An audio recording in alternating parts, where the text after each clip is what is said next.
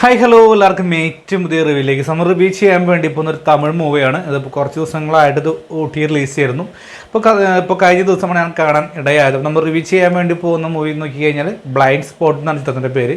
ഒരു ത്രില്ലർ ചിത്രം തന്നെയാണ്. നവീൻ ചന്ദ്രയാണ് ഇതിൽ പ്രധാനമായിട്ടും ഒരു കേന്ദ്ര കഥാപാത്രമായിട്ട് വന്നിട്ടുള്ളത്. അതുപോലെ തന്നെ ഡയറക്ടർ രാകേഷ് വർമ്മയാണ് ഡയറക്ഷൻ ചെയ്തത്. അദ്ദേഹം തന്നെയാണ് തിരക്കഥ. മ്യൂസിക് സീതാറാമാണ് മ്യൂസിക് ചെയ്തിട്ടുള്ളത്. അപ്പോൾ കാര്യങ്ങൾ നോക്കി കഴിഞ്ഞാൽ നവീൻ ചന്ദ്രനെ കുറിച്ച് പറയാം.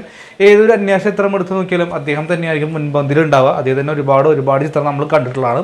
ഇപ്പോൾ സമീപ ഭാഗത്തായിട്ട് ഇറങ്ങിയിട്ടുള്ള 11 പോലും സമീപം കണ്ടിട്ടുള്ള തെളിവ് ചിത്രം മുന്നോട്ട് പോകുന്നത്. ഇതിലും അദ്ദേഹം ഒരു പോലീസ് ഓഫീസറിലോളാണ്. ഏറ്റവും വലിയ പ്രത്യേകം നോക്കിക്കഴിഞ്ഞാൽ ഇതെടുത്തിട്ടുള്ള മേക്കിംഗ് ആയിട്ടുള്ള രീതി വളരെ നല്ല രീതി തന്നെ എനിക്ക് ഇഷ്ടപ്പെട്ടു. കാരണം വെച്ച് കഴിഞ്ഞാൽ കുഞ്ഞ് ടൈമിലുള്ള കുറഞ്ഞ സമയം ഏകദേശം 1.5 മണിക്കൂർ കണ്ടുള്ളൂ പടം മുന്നോട്ട് വയ്ക്കുന്നുള്ളൂ. എങ്കിൽ പോലും ആ 1.5 മണിക്കൂറിൽ നമുക്ക് കൂടുതലായിട്ട് ലാഗിങ്ങോ കാര്യങ്ങളോ ഒന്നും അനുഭവപ്പെടാതെ തന്നെ പടം എന്താണ് ആവശ്യപ്പെടുന്നത്, എന്താണ് ആ സ്പോട്ടിൽ ആവശ്യപ്പെടുന്നത്, എന്താണ് കാരണം എന്നൊക്കെയുള്ള കാര്യങ്ങളൊക്കെ മുന്നോട്ട് വയ്ക്കുന്നുണ്ട്. നൈസായി തന്നെ കൊണ്ട് അവസാനിപ്പിച്ചു. കാരണം ഒട്ടും തന്നെ നമ്മൾ പ്രതീക്ഷിക്കാതൊന്നും ഞാൻ പറയുന്നില്ല. കാരണം നമുക്ക് ചിന്തിച്ച് പോകാം. കാരണം അദ്ദേഹത്തിൻ്റെ പടങ്ങളെല്ലാം സമീപകാലത്ത് കണ്ടിട്ടുള്ളത് കൊണ്ട് തന്നെ ഏകദേശം സ്റ്റോറിയൊക്കെ ഏകദേശം ലൈനൊക്കെ ഒരുപോലെ തന്നെയായിരിക്കും. എങ്കിൽ പോലും ആ അവസാന ഭാഗത്ത് ഇമോഷണലായിട്ട് കാണിച്ചു ചെയ്യുന്ന കുറേ സീൻസ് ഉണ്ട്. ഒറ്റ പ്രകടനമാണ് എനിക്ക് ഇഷ്ടപ്പെട്ടുള്ളത്. കാരണം ആ മുകളിൽ നിന്നും ആ ചെറിയ കുഞ്ഞിനെ നോക്കുന്ന ഒരു സ്പേസ് ഉണ്ട്, കുറച്ച് ഇമോഷണൽ കൂടി തന്നെ. ഒറ്റ ഭാഗം കൊണ്ട് തന്നെ എനിക്ക് പടം ഗംഭീരമായി തന്നെ ഇഷ്ടപ്പെട്ടു. നല്ല അനുഭവം തന്നെയായിരുന്നു ബ്ലൈൻഡ് സ്പോട്ട് സമ്മാനിക്കുന്നുണ്ടായിരുന്നത്. നമ്മളുടെ സ്റ്റോറിയെ നോക്കുക വെച്ചാൽ ഒരു വീട് കാണിക്കുന്നുണ്ട്. ആ വീട്ടിൽ ഹസ്ബൻഡ്, വൈഫ്, വേലക്കാരി, ഒരു ചെറിയ കുഞ്ഞുണ്ട്. അപ്പോൾ രണ്ടുപേരും തമ്മിലുള്ള പ്രശ്നങ്ങളും കാര്യങ്ങളൊക്കെ നടന്ന് മുന്നോട്ട് പോകുന്നു.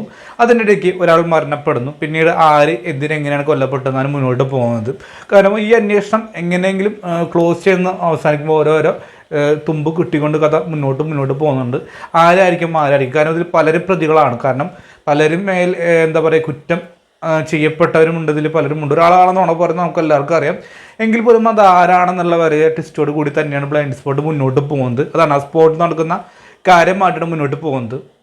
എനിക്ക് തോന്നുന്നു ഏകദേശം ഒരു 90% ആ വീടിനുള്ളിൽ അന്വേഷണം കാര്യങ്ങളൊക്കെ ആയിട്ട് മുന്നോട്ട് പോകുന്നുണ്ട്. പിന്നീട് അപ്പുറത്തോട്ടാണ് കഥ മാറി മറിഞ്ഞ് വേറെ കുറച്ച് കാര്യങ്ങളൊക്കെ മുന്നോട്ട് പോകുന്നത്. കാരണം ആ ഫ്ലാഷ് ബാക്കിലാണെങ്കിലും സ്റ്റോറി പറഞ്ഞു വെക്കുന്നതാണ് കൂടുതലായിട്ട്. ഇമോഷൻസോ പരിപാടി കാര്യങ്ങളൊന്നും ഇല്ലാതെ തന്നെ ചെറിയൊരു ഭാഗത്തോടു കൂടി തന്നെ അത് പറഞ്ഞു പോയി പെട്ടെന്ന് തന്നെ ഇപ്പുറത്തെ കാലത്തോട്ട് വരുന്നുണ്ട്. അപ്പോൾ നമുക്ക് ഏകദേശം അതിൻ്റെ കണ്ടിങ് എന്തുകൊണ്ടാണ് ആ വ്യക്തി ചെയ്യാനുള്ള കാര്യങ്ങളൊക്കെ വളരെ കൺവേഴ്സിങ് ആയി തന്നെ തോന്നിയ രീതിയിൽ തന്നെയാണ് മുന്നോട്ട് പോയിട്ടുള്ളത്. അതുകൊണ്ട് തന്നെ ബ്ലൈൻഡ് സ്പോട്ട് അത്യാവശ്യം ത്രില്ലിംഗ് ആയിട്ടുള്ള മൂവ്മെൻറ്റ്സ് ഒക്കെ കൊണ്ടുവരാൻ ശ്രമിക്കുന്നുണ്ട്.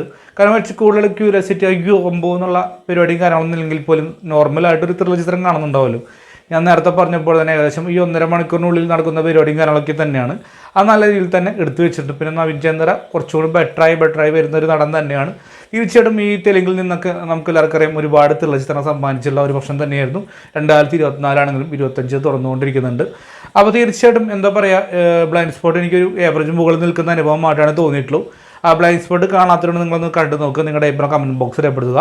അപ്പോൾ ഇന്നത്തെയും പോലെ വീഡിയോ ഇഷ്ടപ്പെട്ട് കഴിഞ്ഞാൽ ലൈക്ക് ഷെയർ എന്നൊക്കെ പരിഗണിക്കുക. അവർക്ക് ബൈ.